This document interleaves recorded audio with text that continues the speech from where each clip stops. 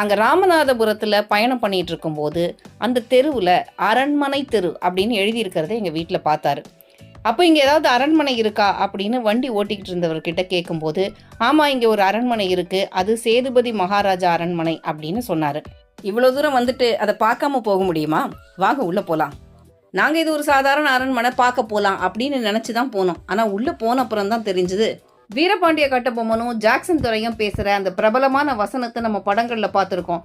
எங்கள் வயலுக்கு வந்தாயா, நாற்று நட்டாயா, எம் குல பெண்களுக்கு மஞ்சள் அரைத்து கொடுத்தாயா அப்படின்லாம் பேசுவார் இல்லையா? அப்படி அவர் பேசினதும் ஜாக்சன் துரைக்கும் அவருக்கும் நடந்த வாக்குவாதமும் நடந்தது இந்த அரண்மனையில தான். இந்த இடத்த நாம கொஞ்சம் அண்ணாந்து பார்த்தா அங்க ஒரு ஓட்டைய அடைச்சு வச்சிருக்கிறது நமக்கு தெரியுது. அது என்ன அப்படின்னு கேட்டா, அங்கிருந்து தான் வீரபாண்டிய கட்டபொம்மன் மேலிருந்து கீழே குதிச்சாராம்.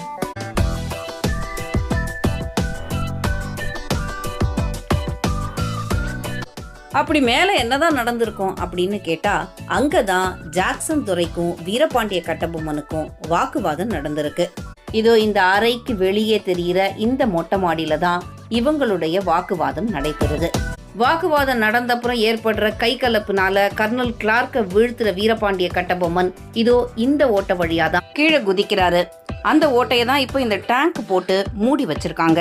வாசல் புறமா போனா அங்க அவங்களுடைய ஆட்கள் நிறைய பேர் இருக்கிறதுனால வீரபாண்டிய கட்டபொம்மன் இந்த ஓட்ட வழியா கீழே குதிக்கிறாரு. அப்படி குதிக்கும் போது ரொம்ப உயரத்துல இருந்து குதிச்சதுனால அவர் காலில் அடிபட்டு காலில் முறிவு ஏற்படுது. அப்படி கீழே குதிக்கிறவர் இதோ இங்கிருந்து அங்க உள்ள போய் அங்கிருந்து ஒரு சுரங்க பாதை வழியா கமுதி கோட்டைக்கு தப்பிச்சு போறாரு.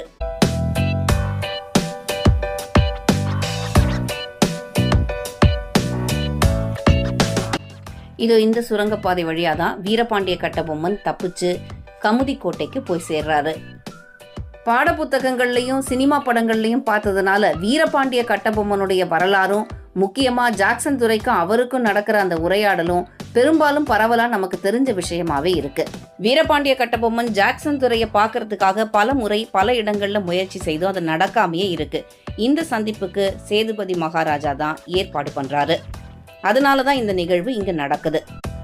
பரீட்சைக்காக பாட புத்தகத்தில் படித்ததை தாண்டி பெரிய ஸ்க்ரீனில் வீர வசனங்களை நம்ம பார்த்ததை தாண்டி வரலாறு நடந்த இடத்துலையே இதை பார்க்கும்போது வேற ஒரு உணர்வு ஏற்படுது.